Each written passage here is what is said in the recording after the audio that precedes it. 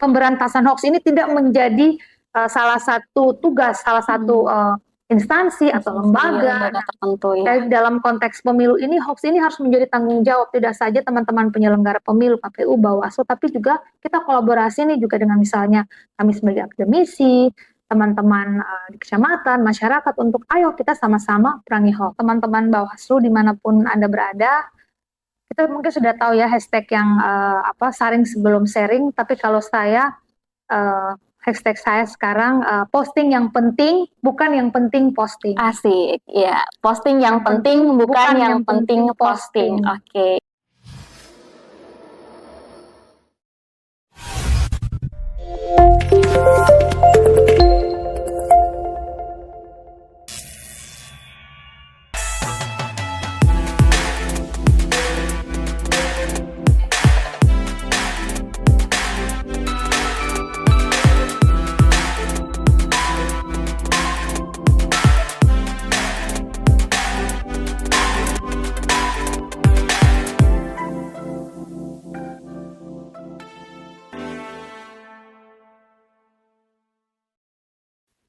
Halo sahabat Bawaslu di seluruh Nusantara, salam jumpa kembali di podcast Bawaslu Kota Kupang.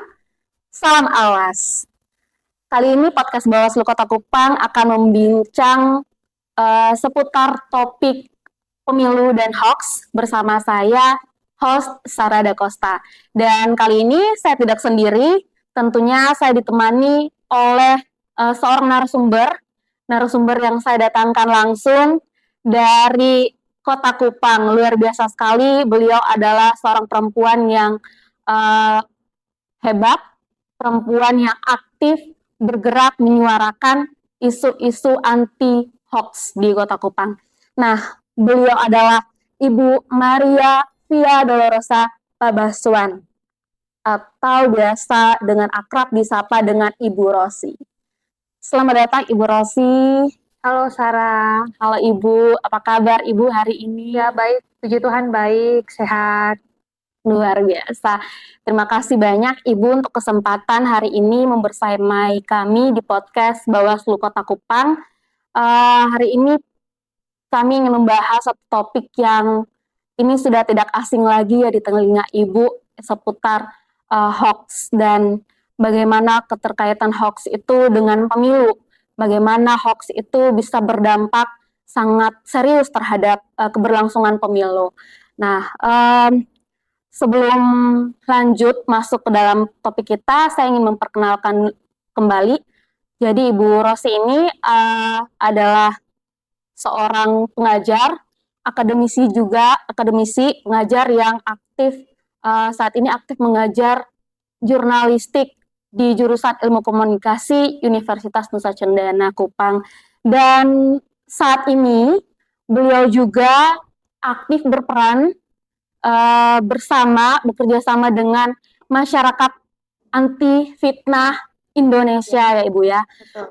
Yang saat ini juga sudah mempunyai cabang di Kota Kupang, teman-teman. Jadi untuk menyuarakan isu-isu anti hoax, kampanye anti hoax, karena memang selama ini memang belum ada, setahu saya belum ada yang benar-benar konsen ya Ibu ya di Kota Kupang untuk menyuarakan seputar hoax seperti itu.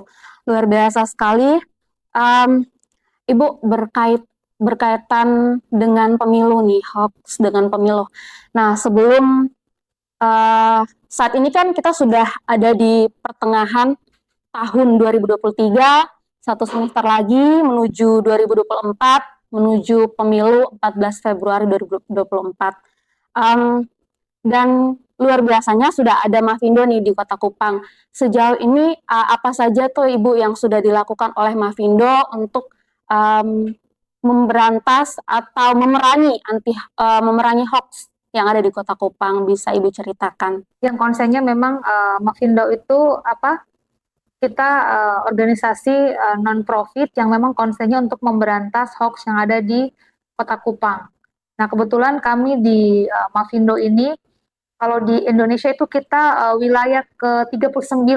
Jadi kita di beberapa bulan yang lalu kita sudah di lantik untuk menjadi Mavindo ke-39 di Indonesia. Jadi seperti yang saya katakan tadi, memang kalau di Kota Kupang kita ini baru ya, tapi sejauh ini dengan pekerjaan saya sebagai pengajar di ilmu komunikasi di Undana, kita memang sering sekali mengadakan kegiatan-kegiatan yang terkait dengan bagaimana kita membuat kegiatan literasi kepada masyarakat untuk masyarakat itu bisa melek media. Apalagi sekarang ini kan kita hidup di zaman digital ya, jadi masyarakat itu harus punya kemampuan literasi digital yang baik. Itu yang pertama. Yang kedua, karena sekarang ini saya tergabung di Mavindo, Masyarakat Anti Fitnah Indonesia, yang sebenarnya secara nasional juga sudah bekerja sama dengan Bawaslu di tingkat pusat, dan sekarang ini saya bersyukur sekali kita ada kesempatan untuk bersama dengan teman-teman di Bawaslu Kota Kupang. Nah, ada banyak hal yang sebenarnya sudah kami lakukan untuk bagaimana sih kita mengedukasi masyarakat terkait hoax. Karena apa? Karena memang di tahun pemilu ini, dari hasil Litbang Mavindo di triwulan pertama di tahun 2023 ini, kami menemukan bahwa sekitar 32% hoax politik dibandingkan dengan hoax yang lain. Nah, itu juga yang kami temukan di tahun 2019 di pemilu sebelumnya, terkait bahwa 52% hoax politik itu ada di masyarakat. Nah, ini kemudian menjadi hal yang penting karena dalam beberapa bulan lagi kita akan masuk ke tahun pemilu ya, kita akan masuk ke pesta demokrasi. Nah, salah satu hal sering yang kami lakukan adalah mengedukasi masyarakat agar masyarakat itu bisa melek informasi, melek media, tahu membedakan yang mana hoax dan mana yang bukan, dan penting bagi kita untuk tidak menyebarkan. Karena karena kan sering ya kita dapat WhatsApp grup, dapat di postingan kita sebarkan tanpa kita tahu itu hoax atau bukan. Iya, betul Ibu. Apalagi sekarang ini kan sudah hampir seluruh elemen masyarakat, segala level juga sudah mulai melek digital, segala sesuatu menggunakan gadget, menggunakan juga semua adalah pengguna media sosial, yang mana itu rentan sekali ya Ibu di media sosial untuk menyebarkan informasi seperti itu. Karena memang temuan dari Mavindo itu 72% masyarakat itu mendapatkan informasi dengan menggunakan media sosial. Jadi bayangkan media sosial yang kita tidak terverifikasi apakah ini benar atau salah, tapi itu dijadikan acuan untuk mendapatkan informasi. Oke Ibu, berarti seperti yang tadi Ibu bilang, langkah awal adalah bagaimana mengedukasi masyarakat terkait apa itu hoax. Boleh Ibu jelaskan sedikit sebenarnya apa sih itu hoax gitu Ibu? Jadi kalau misalnya kalau kita bicara hoax ini kan adalah berita yang tidak benar ya, berita yang tidak benar dan berita yang bohong, katakanlah berita bohong. Nah, banyak orang yang sebenarnya itu sadar atau tidak sadar kita tuh pasti sering menyebarkan hoax.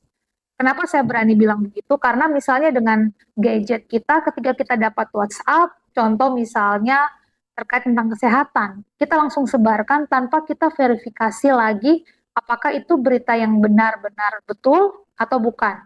Nah, dalam kaitannya dengan hoax, sebenarnya ada secara simpel sih kita memverifikasi apakah berita itu benar atau tidak. Yang pertama, judulnya biasanya kalau hoax itu provokatif. Jadi karena hoax itu kan dia biasanya menyasar emosi kita. Kenapa sih kalau kita dapat hoax, kita itu harus benar-benar emosi kita dikuras, kita gembira, kita senang, emosi berlebihan. Karena memang hoax itu dia menyerang emosi kita. Jadi judulnya provokatif, kemudian sumber informasinya tidak jelas, seringkali kita minta diviralkan, kemudian menggunakan potongan-potongan video atau foto yang sudah sangat lama, yang kalau memang kita tidak cermati, kita bisa berpotensi menyebarkan hoax. Nah, mungkin kalau kita masih ingat, kalau dalam kaitannya dengan konteks pemilu, kita masih ingat mungkin Sarah sendiri mungkin pernah mendapati bahwa pernah ada video tentang seorang WNA asing, dia tuh pegang KTP, yang bilang, oh saya dapat KTP nih. Nah, kalau orang yang tidak kemampuan literasinya rendah, itu pasti menyebarkan. Karena memang kami temukan sendiri misalnya di media sosial, orang membuat narasi yang memang fotonya itu betul, seorang WNA warga negara asing, dia memegang KTP. KTP, karena memang secara aturan betul, tapi dia tidak punya hak hak memilih. Tetapi dinarasikan seolah-olah wah, KPU ini sebagai penyelenggara pemilu kok bisa memberi kayak gitu. Jadi besar sekali ya potensi untuk penyebaran informasi yang berupa hoax, penyebaran informasi yang belum benar teruji kebenarannya di masa-masa menjelang pemilu ini, seperti itu ya Ibu. Tadi Ibu sempat singgung tentang pemilu di tahun-tahun sebelumnya. Nah, saya juga mau bertanya nih Bu, sebagai akademisi, sebagai pegiat jurnalis juga, bagaimana pandangan Ibu melihat pengalaman pemilu tahun 2019 kemarin, mungkin bisa melihat tingkatan hoax-nya, penyebaran hoax-nya di Kota Kupang, karena saat itu kan masa pandemi COVID kan Ibu, mulai masuk ke masa pandemi COVID, dan kemudian banyak sekali informasi yang masuk di masyarakat dan juga membuat masyarakat panik, membuat masyarakat frustasi begitu. Kemudian juga dengan berita-berita yang mulai bermunculan terkait pemilu. Nah, terkait pemilu yang pada saat itu yang kita juga pernah, mungkin Ibu juga pasti dengar saat 2019 itu banyak petugas pemilu PTPS mungkin yang terserang sakit, meninggal, dan ada berita hoax yang menggiring opini masyarakat seolah-olah menyalahkan pihak penyelenggaraan pemilu. Mungkin Ibu bisa kasih gambaran sedikit terkait pengalaman di 2019 itu. Ya. Nah, salah satu yang memang harus kita ingat, hoax ini berpotensi salah satunya menyebabkan ketidakpercayaan masyarakat kepada penyelenggara pemilu, baik itu KPU maupun Bawaslu. Karena yang tadi seperti saya bilang tadi, ada banyak di tahun 2019 itu ada banyak sekali hoax-hoax seperti yang tadi misalnya tadi diceritakan oleh Sarah, petugas pemilunya itu sakit dan sebagainya. Kemudian kalau kita masih ingat terkait dengan itu di Papua ya. Nah, di Papua ini kan sistem mereka itu kan masih menggunakan sistem noken. Karena sistem noken. Nah, terus ada saya ingat itu ada bukan surat suara tapi dokumen-dokumen pemilu yang memang tidak digunakan lagi dibakar. Tapi kemudian muncul narasi bahwa yang menyalahkan KPU dan juga kalau tidak salah Bawaslu sebagai penyelenggara pemilu yang ada di sana untuk bahwa ini nih surat suara dimusnahkan. Ada apa nih? Nah, bayangkan narasi video itu betul, tetapi kemudian narasi yang dibangun atau dibuat itu menyesatkan. Nah, dalam konteks Kota Kupang mungkin kita tidak terlalu terasa ya, tapi mungkin tidak seheboh yang di daerah-daerah lain. Tetapi kalau kita misalnya lihat berkaca dari banyak-banyak daerah, ada juga misalnya partai-partai politik atau misalnya anggota bakal calon balon-balon yang kemudian namanya itu tenar di media-media sosial, di Facebook dan sebagainya. Bagaimana orang bisa membuat narasi misalnya menilai orang dari cara bersalamannya saja. Oh, calon ini baik karena dia orang Flores loh yang terkenal ramah misalnya. Akhirnya timbul banyak isu Ya, yang banyak dibawa. isu ya kayak gitu. Ya, luar biasa sekali ya pengaruh hoax terhadap pengaruhnya itu kalau misalnya kita cermati itu bahkan bisa mengganggu stabilitas. Karena apa? Karena orang saat ini lebih percaya di media sosial ketimbang misalnya mereka memverifikasi kebenarannya. Oke, itu kita tadi sudah bicara soal potensi hoax dan juga untuk dampak, terus untuk pengalaman-pengalaman terkait hoax di pengalaman pemilu tahun-tahun sebelumnya. Nah, Ibu, mungkin ada sedikit tips dan trik begitu bagaimana supaya orang-orang, masyarakat, sahabat Bawaslu di seluruh Indonesia itu bisa tahu bisa mengaktifkan critical thinking-nya untuk bisa melihat mana berita hoax dan mana berita yang benar. Mungkin ada tips dari Ibu. Jadi ada beberapa cara. Yang pertama ini adalah yang sering saya sampaikan dimanapun, kita bisa menggunakan yang namanya model edukasi kebal hoax. Apa yang bisa kita lakukan di model edukasi kebal hoax? Yang pertama adalah yang tadi di awal saya cerita tadi itu Sarah kan, kalau hoax itu selalu menyerang emosi kita.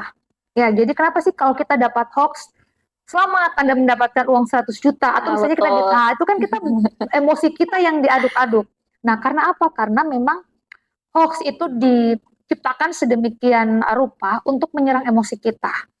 Nah, otak manusia ini terdiri dari 3 bagian. Ada yang otak yang di paling bagian atas itu, neokorteks itu untuk berpikir yang secara pakai logika. Kemudian di tengah otak mamalia, emosi, dan yang paling akhir itu insting. Nah, ketika misalnya hoax itu menyerang otak mamalia kita, mengaduk-aduk emosi kita, yang harus kita lakukan adalah kita namai perasaan kita. Jadi ketika dapat hoax misalnya lewat WhatsApp, kita namai. Kok kenapa ya? Saya terlalu bergembira. Kenapa ya? Saya emosi. Berarti harus aktifkan kesadaran. Ya, karena ketika misalnya kita namai perasaan itu, kita memberi jeda untuk kita aktifkan otak neokorteks kita, otak yang bisa menggunakan logika. Nah, setelah itu bisa kita melakukan banyak pilihan aksi. Jadi kita bisa bertindak. Nah, pilihan aksi yang pertama bisa kita lupakan. Jadi begitu dapat terima hoax tentang hari ini Bawaslu lagi bagi-bagi apa begitu, apa-apa, kita bisa lupakan, langsung delete, stop kontaknya di situ. Kemudian yang berikutnya, cara yang untuk kita bisa memverifikasi kebenaran informasi itu. Caranya, kebetulan kita di Mavindo itu punya chatbox. Chatboxnya nanti chatboxnya itu saya lihat dulu di sini. Untuk kita bisa langsung WhatsApp untuk tanya ini benar tidak, apakah ini hoax atau bukan. Nah, luar biasa, berarti ini inovasi baru dari Mavindo untuk mencegah. Ya, jadi kita memang salah satu cara untuk mencegah adalah kita memang membuat banyak tools, termasuk yang pertama bisa melalui chatbox Mavindo di nomor 085921600500. Kemudian juga bisa websitenya, kita juga bisa aplikasi cek fakta dan sebagainya. Ada banyak sih, banyak yang bisa dilakukan. Tapi yang paling cepat itu kita bisa ke Kalimasada. Ke Kalimasada yang tadi chatbox itu kita cek, masukkan kata kunci nanti langsung keluar sebelumnya. Nah, jadi contohnya kayak kata kunci berita gitu, Ibu langsung misalnya dicek. Kita contohnya misalnya kita tulis minyak goreng. Nah, nanti dia akan keluar nih. Atau misalnya surat suara dibakar. Nanti akan keluar mana berita yang benar-benar fakta, mana yang ternyata dimanipulasi. Luar biasa, Mavindo mulai membuat inovasi, banyak inovasi, melihat dampak besarnya dampak dari hoax itu terhadap pengaruh terhadap masyarakat, baik itu di segi politik, baik itu pendidikan, kesehatan. Ibu tadi Ibu bilang segala ini bisa dihancurkan dengan salah satu kata hoax itu. Iya, betul sekali. Iya, luar biasa Ibu bincangnya sore hari ini. Ya, mungkin untuk menyambut pemilu 2024 nanti, sejauh ini Mavindo, apa yang sudah dilakukan Mavindo mungkin terkait kerjasama dengan Bawaslu Kota Kupang, mungkin ada tips dan trik ya atau pesan-pesan yang bisa disampaikan kepada Bawaslu Kota Kupang atau Bawaslu di seluruh Indonesia untuk bagaimana membangun atau membuat inovasi baru, bagaimana supaya bisa melakukan pengawasan terhadap kampanye hoax ini. Mungkin dari Ibu. Baik, jadi kalau yang sekarang ini yang kami lakukan di Mavindo itu kita ada yang namanya pre-banking dan debunking. Dan pre-banking ini adalah kita mengantisipasi munculnya misinformasi ataupun disinformasi. Jadi kalau misinformasi itu adalah informasi yang salah tetapi orang membagikannya. Jadi kemudian termasuk juga disinformasi, ada juga malinformasi. Jadi orang sengaja membuat informasi yang salah yang mereka tahu tujuannya itu menyesatkan orang. Nah, cara yang kita lakukan dengan pre-banking ini adalah kita mengantisipasi hoax-hoax yang muncul. Nah, di bawah teman-teman di Bawaslu sebenarnya cara yang bisa dilakukan adalah memprediksi. Kira-kira dalam konteks di Kota Kupang misalnya, hoax-hoax apa sih yang terkait dengan pemilu yang muncul? Misalnya money politik, kemudian black campaign, atau apalah begitu. Itu bisa diprediksi. Nah, setelah itu diprediksi, teman-teman di Bawaslu itu sebenarnya bisa mengaktifkan media sosial mereka untuk memberikan informasi-informasi.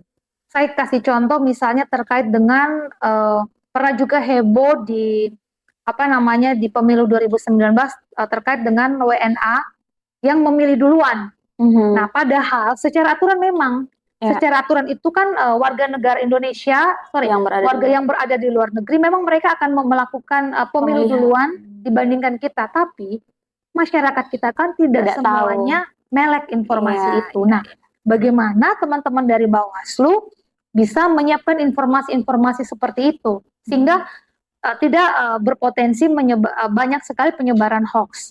Itu yang kami katakan pre-bankingnya. Jadi kita mengantisipasi sebelum hoax itu muncul. Karena kalau debunking itu adalah melakukan pengecekan fakta. Pengecekan fakta. Tapi pengecekan fakta itu kadang terbatas. Karena apa? Karena yaitu misalnya hoaxnya muncul nih. Kita akan lihat orang yang bagikan itu sudah sangat banyak. Nah, kapan kita kan tahu bahwa tidak semua orang punya pemahaman, pengetahuan yang baik terkait cek fakta.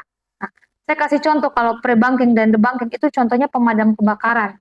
Kayak sekarang misalnya lagi musim angin. Nah, cara kita melakukan pre-banking adalah misalnya kita menghimbau orang untuk tidak membakar sampah karena berpotensi menyebar kebakaran. Karena debunking itu ya ada api, sampah kita langsung matikan. Kayak contohnya begitu. Jadi hal-hal sederhana itu yang sebenarnya bisa dilakukan dengan mengoptimalkan media sosial yang dimiliki Bawaslu. Oke, luar biasa Ibu. Saya sudah di-send nih oleh tim untuk closing, tapi masih ada satu pertanyaan lagi, sedikit saja dari Ibu. Mungkin apa sih yang bisa dilakukan mungkin oleh pemerintah terkait aturan atau aturan untuk menimbulkan efek jerah nih terhadap pelaku-pelaku penyebaran anti-hoax? Sebenarnya kalau kita bicara tentang bagaimana upaya pemerintah, sebenarnya Kominfo itu sebenarnya menurut saya sudah luar biasa ya. Mereka ketika ada aduan, ada laporan dan sebagainya, si pembuat hoax itu kan biasanya situsnya diblokir dan sebagainya. Tapi kan ibaratnya mati satu tumbuh seribu ya. Nah, menurut saya yang paling penting sih sebenarnya kita bisa kolaborasi dengan semua lini. Jadi jangan pemberantasan hoax ini tidak menjadi salah satu tugas, salah satu instansi atau lembaga tertentu ya. Dalam konteks pemilu ini, hoax ini harus menjadi tanggung jawab tidak saja teman-teman penyelenggara pemilu, KPU, Bawaslu, tapi juga kita kolaborasi nih juga dengan misalnya kami sebagai akademisi, teman-teman di kecamatan, masyarakat untuk ayo kita sama-sama perangi hoax. Betul sekali Ibu. Dan karena itulah kami berdua ada di sini untuk membincang-bincang terkait pemilu dan hoax, dan berakhirlah sudah Ibu, masih banyak pertanyaan tapi mungkin disimpan dulu untuk pertemuan-pertemuan selanjutnya, untuk bincang pemilu selanjutnya. Mungkin Ibu bisa kasih sedikit closing statement dari Ibu atau mungkin campaign dari Ibu dan teman-teman Mavindo kepada sahabat Bawaslu untuk memerangi penyebaran hoax, mungkin dari Ibu. Silahkan. Oke, baik, terima kasih Sarah. Untuk teman-teman Bawaslu dimanapun Anda berada, kita mungkin sudah tahu ya hashtag yang saring sebelum sharing, tapi kalau saya hashtag saya sekarang posting yang penting, bukan yang penting posting. Asik, ya. Posting yang penting, bukan yang penting posting. Oke. Terima kasih banyak Ibu Rosi. Luar biasa hari ini perbincangannya terkait pemilu dan hoax. Terima kasih banyak sudah bersama kami. Dan sahabat Bawaslu, itulah podcast Bincang Pemilu edisi Pemilu dan Hoax bersama Ibu Maria Via Dolorosa Pabaswan atau Ibu Rosi. Sampai jumpa di podcast Pemilu Bawaslu Kota Kupang selanjutnya. Salam awas, salam awas. Awas.